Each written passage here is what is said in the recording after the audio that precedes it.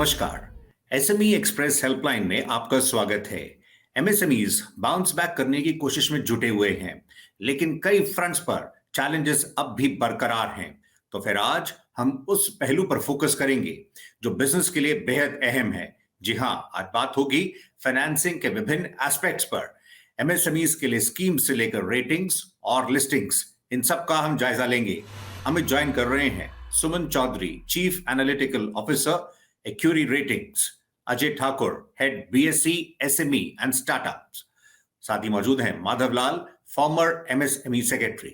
आप सभी का शुक्रिया हमें ज्वाइन करने के लिए।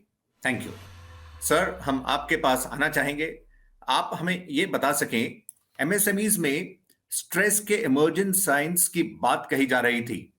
आप फिलहाल सिचुएशन को कैसे देख रहे हैं और आगे चलते हुए आप क्या एक्सपेक्ट कर रहे हैं सर? जहां तक एमएसएमई सेक्टर का सवाल है, ये इसमें एनपीएस का मसला हमेशा से रहा है, मगर अभी जो लेटेस्ट रिपोर्ट आई है आरबीआई की, उन्होंने एम्फेसाइज किया है कि एमएसएमई सेक्टर के जो एनपीएस हैं, they are a matter of concern. और उसकी बेसिक उन्होंने रीजन ये दिया है कि जहां अगर हम पूरा लेंडिंग को देखें और एनपीएस की लेवल जो है वो तकरीबन 6.5% थी सितंबर 2021 में, उसी वक्त जो है एमएसएमई सेक्टर की जो एनपीएस की लेवल थी वो 16.5% थी। और ये 16.5% जो है ये बढ़ गई है मार्च से, और सितंबर में मतलब तकरीबन जो है 2% इसमें इजाफा हो गया है। तो मतलब इससे अंदाजा लगाया जा सकता है कि अगर आप ओवरऑल लोन पोर्टफोलियोज देखें बैंक के और उसमें एमएसएमई सेक्टर का देखें, खैर उसमें फार्म लोन्स की भी बात की गई है, मगर एमएसएमई सेक्टर का लोन्स जो हैं NPS, they have been on the increase. देखिए, अगर हम देखें तो पहली बार ऐसा डिसरप्शन देखने को मिला जहाँ पे 2 साल जो है हम जो है करीब करीब स्ट्रिक्ट लॉकडाउन और मिनी लॉकडाउन में रहें, और इसमें जो कॉन्टैक्ट इकोनॉमी थी वो काफ़ी ज़्यादा असर पड़ी, और उसके चलते जो है हमें जो है इन कंपनियों में मैक्रो स्मॉल और मीडियम कंपनियां हैं उनमें स्ट्रेस नज़र आया। अगर आरबीआई की भी रिपोर्ट देखते हैं तो उसमें भी ये बात की जिक्र है। लेकिन मेरे ख्याल से और जो एक बात की जिक्र हुई थी जिसमें ये कहा गया कि हो सकता है अगले साल स्ट्रेस बढ़ेगा, लेकिन मेरे ख्याल से ये जो आकलन था वो था ओमिक्रॉन के मद्देनज़र। लेकिन हम जिस तरह से ओमिक्रॉन का असर होते हुए नहीं देख रहे हैं और जिस तरह से इकोनॉमी ओपन हो रही है, मेरे ख्याल से धीरे धीरे जो है ये आप जो स्ट्रेस है उसको कम होते नजर आएंगे, देखेंगे। अजय साहब, आप हमें बता सकें किस तरह से अंडरटोन आपको दिख रहा है? प्रमोटर्स से जब आप इंटरैक्ट करते हैं, किस तरह का उनसे फीडबैक मिल रहा है? कितनी और कंपनीज आपके प्लेटफॉर्म पर लिस्टिंग के लिए पाइपलाइन में आपको इस समय दिख रही हैं? देखिए, फाइनेंशियल लिटरेसी का तो इशू रहा है हर हमेशा। हम काफ़ी ज़्यादा कंपनियों से मिलते हैं, उसमें से काफ़ी कम जो है परिणत होती है।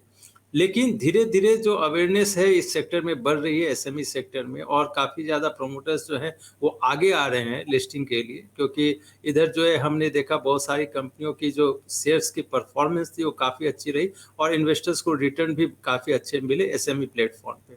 तो कंपनियां आगे आ रही है। अभी तक हमारे पास 363 कंपनियां जो है लिस्ट हो चुकी है, जिन्होंने करीब 3840 करोड़ रुपये जो है इस मार्केट से जुटाया।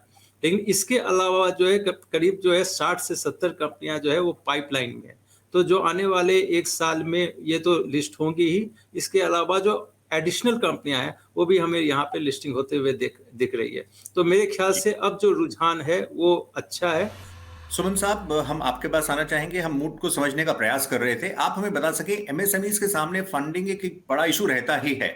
इस कॉन्टेक्स्ट में स्मॉल बिजनेसेस की रेटिंग के जरिए बैंकर्स को वो क्रूशियल इंफॉर्मेशन मिल जाती है जो फाइनेंस करने के लिए जरूरी होती है। और जिस तरह से समेरा एक एसएमई फोकस्ड रेटिंग एजेंसी है, आप हमें इस प्रोसेस, इस प्रक्रिया के बारे में बता सके, किस तरह से पूरा मूव करता है? So hello to all the viewers of Zee Business. देखिए, एक्विटी हमारे ग्रुप का नाम है, और एक्विटी रेटिंग्स एंड रिसर्च, उसमें हम बॉन्ड्स का रेटिंग करते हैं, बैंक लोन रेटिंग्स करते हैं, 9000 के ऊपर रेटिंग्स कर चुके हैं। लेकिन मेरा जो है वो हमारा सब्सिडियरी है, वो 2005 साल से, मतलब 17 साल से एसएमई रेटिंग्स कर चुके हैं, करीबन 50,000 के ऊपर एसएमई रेटिंग्स कर चुके हैं। ये एसएमई रेटिंग्स का एक बड़ा रोल अभी भी है to access funds from the banking system. हमारा एमओयूज है, हम कुछ बैंक्स के साथ एमओयूज है, वो basis on the basis of that MOUs they accept the ratings. Suman साहब, आप तो ये बता सकें आपके रेटिंग्स 1 से 8 के स्केल पर की जाती हैं, 1 हाईएस्ट और 8 is the lowest, is this right? और आप ये भी बता सकें कि जो अच्छे रेटिंग्स वाले जो एसएमईज होते हैं, क्या बैंकर्स लोअर इंटरेस्ट रेट्स भी ऑफर करने के लिए क्या प्रोत्साहित होते हैं, इनकरेज होते हैं ऐसे एसएमईज को लेकर? एब्सोल्युटली, जैसे मैंने बताया, Ismera has a memorandum of understanding with many banks, public sector banks. वो बैंक्स में हमारे साथ एग्रीमेंट्स है एंड उसी बेसिस पे अगर रेटिंग्स अच्छे हैं, जैसे आपने बताया the scale is from 1 to 8, अगर 1, 2, 3, 4 द हायर रेटिंग्स है, डेफिनेटली उसका इंटरेस्ट रेट बेनिफिट मिल जाता है। और उसी और not only that, collateral requirement जो होता है वो भी कम हो सकता है। आपसे समझना चाहेंगे रैंप के बारे में, जो raising and accelerating MSME productivity है, जो कि वर्ल्ड बैंक के साथ पार्टनरशिप में है। इससे किस तरह से एमएसएमईज को सपोर्ट मिल सकता है? जहां तक आपने रैंप की बात की है, ये it is a comprehensive programme for actually supporting the MSME. So इसके वेरियस कंपोनेंट्स हैं, जहां पे के मतलब है स्टेट लेवल, स्टेट और सेंटर के बीच में कोऑर्डिनेशन एनविसेज की गई है within the central ministries, क्योंकि बहुत मिनिस्ट्रीज डील करती हैं एमएसएमईज के साथ। जैसे टेक्सटाइल्स मिनिस्ट्री में एमएसएमई आती हैं, फिर आपकी फूड प्रोसेसिंग इंडस्ट्री में आती हैं, और फार्मास्यूटिकल मिनिस्ट्री में आती हैं। तो इसमें कोऑर्डिनेशन की जरूरत है। तो उस कोऑर्डिनेशन मैकेनिज्म को स्ट्रेंथन करने के लिए edge between the central ministries, the state governments, the MSME associations, the MSME clusters, इस प्रोग्राम को लॉन्च किया गया है with the assistance from World Bank. Ajay ji, आपसे हम ये समझना चाहेंगे, जहां तक एसएमईज के डेट फाइनेंसिंग की बात है, उसके बारे में आपके क्या व्यूज हैं, और खासकर इस एनवायरनमेंट में आप इसको कैसे एनालाइज करेंगे? देखिए, मेरा ये मानना है कि अभी जो एनवायरनमेंट चल रहा है वो काफ़ी सॉफ्ट इंटरेस्ट रेट का एनवायरनमेंट चल रहा है। अगर कंपनियां अच्छी होती है, अगर उनकी रेटिंग अच्छी होती है, बैलेंस शीट अच्छी रहती है, तो आज के दिन में जो है बैंक्स एक दूसरे से कम्पीट कर रहे हैं उनको अच्छे से अच्छी इंटरेस्ट रेट देने के लिए। तो मेरे ख्याल से ये बहुत अच्छा समय चल रहा है जिसमें कम इंटरेस्ट रेट पे कंपनियों को पैसे मिल रहे हैं बैंक से, और वो अपना जो है विकास कर सकते हैं, अपना प्रोग्रेस, अपना ग्रोथ कर सकते हैं। तो लेकिन जो सबसे बड़ी समस्या है जो हमने देखा है इस देश में, कि काफ़ी ज़्यादा अगर डिपेंडेंसी हो जाती है डेट फंडिंग के ऊपर, तो वो कंपनी के लिए घातक सिद्ध हो जाती है। और मेरे ख्याल से बैलेंस शीट में डेट और इक्विटी का रेशियो होना बहुत सही होना बहुत ज़रूरी है। तो मेरे ख्याल से अगर प्रोमोटर इस पे काम करेंगे, जहाँ पे वो डेट और इक्विटी की बैलेंसिंग रख सके अपनी कंपनी में, तो उनका ग्रोथ और तेज होगा, उनकी प्रॉफिटेबिलिटी और बढ़ेगी, और बैंक्स या दूसरी जो संस्थाएं हैं वो उनको और अच्छी इंटरेस्ट रेट देने के लिए तत्पर होगी। तो मेरे ख्याल से जो लघु और मध्यम उद्योग है, उनको हमने जो एसएमई प्लेटफॉर्म मुहैया कराया है, वो इसी कारण से कराया है कि वो इक्विटी फंडिंग का भी रूट रहे, डेट फाइनेंसिंग की भी रूट रहे, दोनों फंड को ढंग से यूज करे अपनी कंपनी में और आगे बढ़े। हमने देखा ये जीएसटी और पैंडेमिक ने ये जो डिजिटाइजेशन है इसको काफी पुश किया, इसको काफी एक्सेलरेट कर दिया एमएसएमईज में भी। अब उनकी फाइनेंशियल हेल्थ भी इलेक्ट्रॉनिक फॉर्मेट में काफी हद तक अवेलेबल है, जो एक कंसर्न एरिया रहता था। आप भी जिस तरह से आपका फिनटेक प्लेटफॉर्म है सुमन साहब, इसमें आपने कैसे ट्रेंड्स को कैप्चर किया है? हाँ, देखिए, ये Ismera में हम एक आज नहीं, इवन बिफोर द पैंडेमिक, हमने ये काफी साल पहले एक प्लेटफॉर्म क्रिएट किया था, उसको हमने नाम दिया Ismera टर्मिनल। ये Ismera टर्मिनल में हम क्या करते हैं, we go to the SMEs और उधर हम उसका डिटेल्स लेते हैं, उधर फंडिंग डिटेल्स हमको मिलते हैं, और वो प्लेटफॉर्म में अपलोड करते हैं। और दूसरी तरफ से हम बैंकर्स और लेंडर्स जो है उसको हम एक्सेस देते हैं, they are allowed to register. तो उसको वो एसएमईज का डिटेल्स मिल जाते हैं, और कुछ एसएमईज हमसे रेटिंग भी कराता है, एसएमई रेटिंग, तो उसका फुल रिपोर्ट भी मिल जाता है, ड्यू डिलिजेंस भी मिल जाता है। ऐसे we have tried to, through that platform Ismera terminal, we have tried to bring together the lenders and the MSME sector. तो ऐसे कोशिश हमारा जारी है। और another point that we are trying to do, हमारा जैसे अभी का रेटिंग प्रोसेस जो एसएमई हम करते हैं वो 3-4 दिन लगता है, but we are trying to now digitise the whole process of report generation, and उसमें कोशिश ऐसे ही रहेगा कि एक दिन में रिपोर्ट जनरेशन हो सकता है। So the whole process of assessment and rating हम एक दिन में करना चाहता है going forward with technology. Madhavlal ji, हम आपसे समझना चाहेंगे, सेल्फ रिलायंट इंडिया फंड जब एक बार ऑपरेशनल होगा तो इसके तहत एमएसएमईज में इक्विटी इन्वेस्टमेंट पर जोर रहेगा। आप इस मोर्चे पर एमएसएमई इंडस्ट्री को क्या कहेंगे, क्योंकि वो इसका इंतजार कर रहे हैं?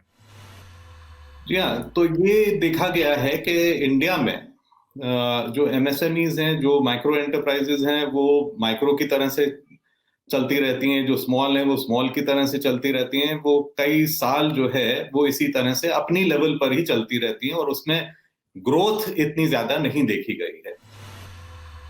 तो ये जो ऑल्टरनेटिव इन्वेस्टमेंट फंड है, जिसको नाम दिया गया है सेल्फ रिलायंट इंडिया फंड, इसमें इक्विटी इन्फ्यूजन के लिए गवर्नमेंट ने फंडिंग इयरमार्क की है। तो मैं समझता हूँ ये एक बहुत अच्छा स्टेप है, और अभी इसमें जो है इन्होंने डॉटर फंड्स बनाने शुरू किए हैं। देखना ये होगा कि वो जो डॉटर फंड्स हैं वो किस एफिशिएंसी के साथ और किस ज्योग्राफिक और सेक्टरल स्प्रेड में इनको एमएसएमईज को सपोर्ट करते हैं, और उसमें कितनी मतलब इंटरफेस उनका कितना अच्छा रहता है। आप देख रहे हैं एसएमई एक्सप्रेस हेल्पलाइन। फिलहाल वक्त ब्रेक का है, हम जल्दी लौटेंगे।